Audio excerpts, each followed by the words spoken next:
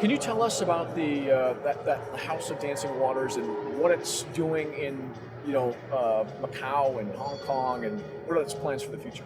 Okay, so the House of Dancing Water is a show that was commissioned by Melco Crown Entertainment.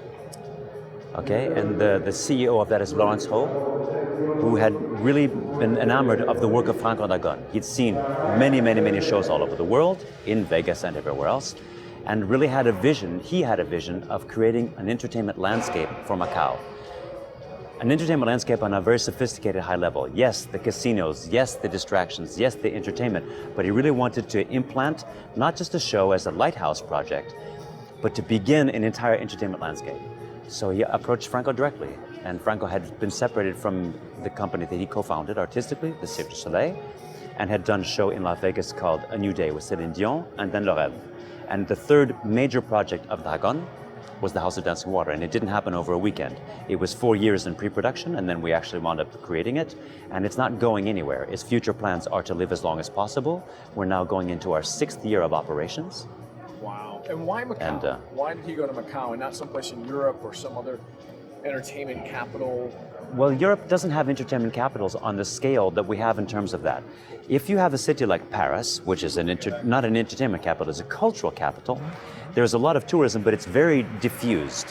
Whereas when you have, or Vegas, or any of these casino environments, the flux is absolutely amazing. But it's very short term.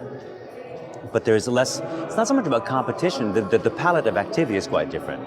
And there's also the inevitable, and people never want to talk about it, the inevitable thing of the amount of investment that goes into entertainment to attract. It is show business, it is high level, industrial scale entertainment, and Franco's biggest challenge is to keep his deep poetic artistic roots and to somehow manage to introduce that into a very industrial entertainment environment. Isn't it high risk to go into an environment like Macau? I mean, you gotta really love the entrepreneurial spirit. What do people do in casinos? Well, they gamble, right? Voila. So I understand the rationale behind it. No, but the gambling is that. The gambling stakes are that high there as well. So they're not talking about gambling at tables. They're successful. I mean, Macau is extremely successful. Very successful. Right? Entertainment in Macau was unproven.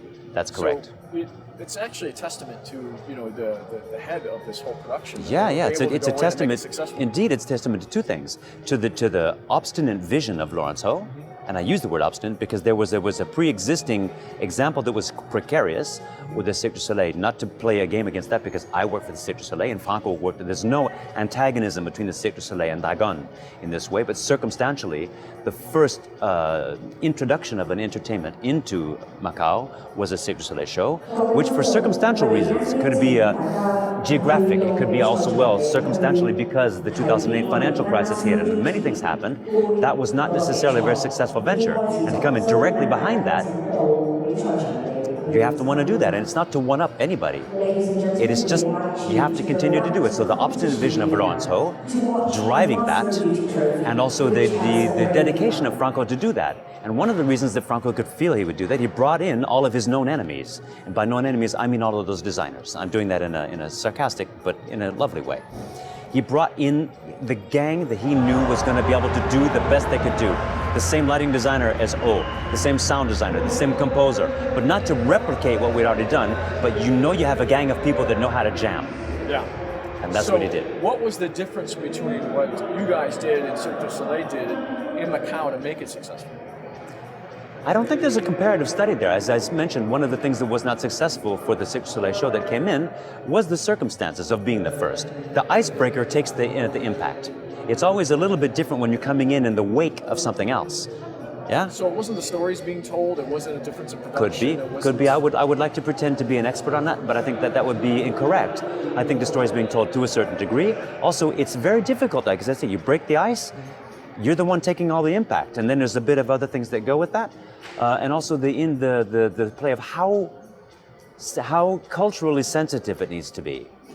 To say that it's a Chinese show would be ridiculous, because China, just the word China is a very big word. Between Shanghai and Wuhan, or Guangzhou and then Hong Kong, it's like talking about Europe, the difference between Stockholm and Sicily. I mean, to say that anyone knows, that they wrap their head around China is pretentious. So, and also our audiences here are not only Chinese, they are Chinese as well. So it's a question of playing to the Chinese sensitivity to not go against it, but not to serve Chinese food back to Chinese people. So the collaboration today between the two groups, you've got the Longines Masters, you've got your organization.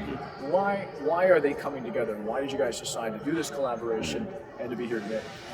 Franco has some of the most interesting personal,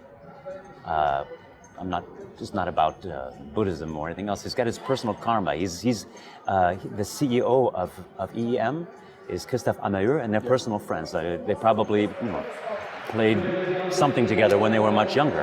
In Belgium. In Belgium. Isn't that funny? It's funny. Well, but their lives have been everywhere else, and they almost like ran on the street. They probably would be having probably an easier meeting in New York or something like that. And doing, there they are in the Wallon region of Belgium. And hi, I remember you. And then they did this, they're personal friends. And they're high level. I mean, at a certain point, the high level of Longines is not a secret, and the high level of Franco is not a secret either. They're not like unknown success stories. But they do this. They're not playing high rollers, but they're like, hey, let's do this. So they're personal friends and they're partners. They both have their brands. And the first visible collaboration between Longines and Dragone was in Paris. And actually our cousins are directly next door, the Lido. Okay. And in the event, the Longines event in Paris, the Lido was part of the host of that. And it's very normal that the House of Dancing Water, which is one of Franco's associations, would do an intervention in this thing, because we're here in Hong Kong, along with our partner, Malco Crown Entertainment, and their specific brand for our resort, which is City of Dreams. Okay. So that collaboration, that's how that coagulates, if you will. Here, when we go to Los Angeles, I'm going to expect that probably Christophe and Franco will have another surprise to concoct for us. I don't know who's going to be involved in that, if that'll be us. That will be Dragone, in some conjugation thereof. So do you think both of the leaders looked at this collaboration as speaking to the same audience? Do you think that was part of it, or just they were two childhood friends that said, hey, let's just go do something different. Let's introduce motorcycles into... Well, introducing motorcycles, there's a little bit of construct behind that. I mean, we can put acrobatics in this, but there was a decision not to try to do an implant of acrobatics. We have this entire arena, the parc or the piste, if you will. First of all, never forget that circus began as an equestrian art form. The circus piste has a very specific dimension because of that.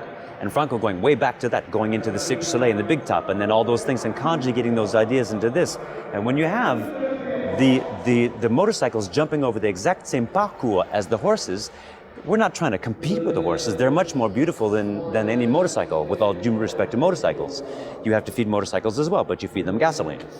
But there's a bit of a thing about that. We're trying to create a cohesion within that signature without making it a big deal.